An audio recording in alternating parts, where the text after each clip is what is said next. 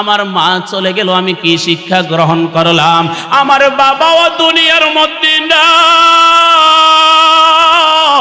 আমি তাকাইয়া দেখি রে, মানুষ যখন মারা যায়, মানুষ ব্যস্ত হয়ে যায় মসজিদের মাইকে এলান দেবার জন্য, অমুকে আর দুনিয়ার মধ্যে নাই। কেউ ব্যস্ত হয়ে যায় বাজারের মধ্যে কাফনের কাপড় কেনার জন্য, কেউ ব্যস্ত হয়ে যায় কবরের মধ্যে আমার জন্য চিরস্থায়ী জায়গার ঘর বানানোর জন্য, আবার কেউ ব্যস্ত হয়ে যায় গরম পানি, বরই পাতার গরম পানি করার জন্য।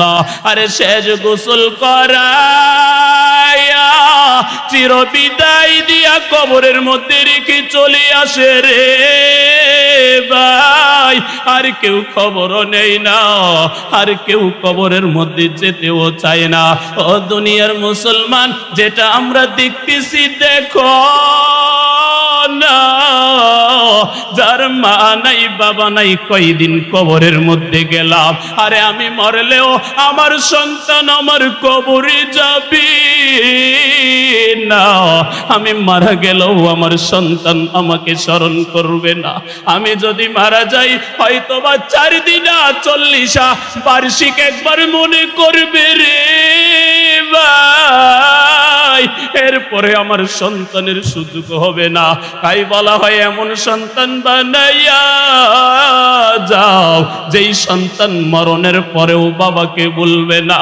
আরে আমরা তো মাদ্রাসায় আমাদের মা বাবা আমাদেরকে পড়াইছে, আরে মা বাবা ঠকে নাই রে ভাই। এমন কোন মোনাজাত নাই যেই মোনাজাতে মা বাবাকে স্মরণ করি না। আরে তুমিও যদি তোমার সন্তানকে নেককার সন্তান বানাইয়া যাইতে পারো, তোমার সন্তানও তোমাকে বলবে না।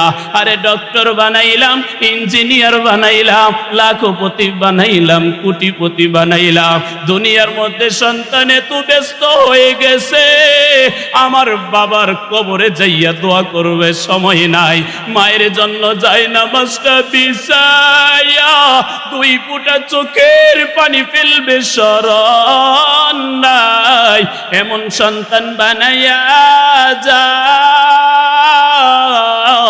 যেই সন্তান মারা গেলেও বাবাকে বলবে না। আরে কোরআনে হাফেজ বানাইয়া নাও, আরে কাসিমুল উলুম মাদ্রাসায় সন্তানকে পড়াও। আরে সন্তানকে পড়াইলে দেখবা তুমি ঠকবা না রে ভাই। তোমার সন্তান যখন বড় হবে মুনাজাতের মধ্যে বাবা মার জন্য দোয়া করবে, কোরআন তেলাওয়াত করে দোয়া করবে। আরে একটা সন্তান যদি কোরআনে হাফেজ হয়, আরে কোরআনে হাফেজের মা বাবার সম্মান কেমন জানি? রাসূল আরবি সাল্লাল্লাহু আলাইহি ওয়াসাল্লাম বলেন, হাশরের ময়দানে হাফেজের কোরআনের মা বাবাকে এমন পোশাক পরাবে যেই পোশাকের একটা সুতার মূল্য তামাম দুনিয়া বিক্রি করলে হবে না।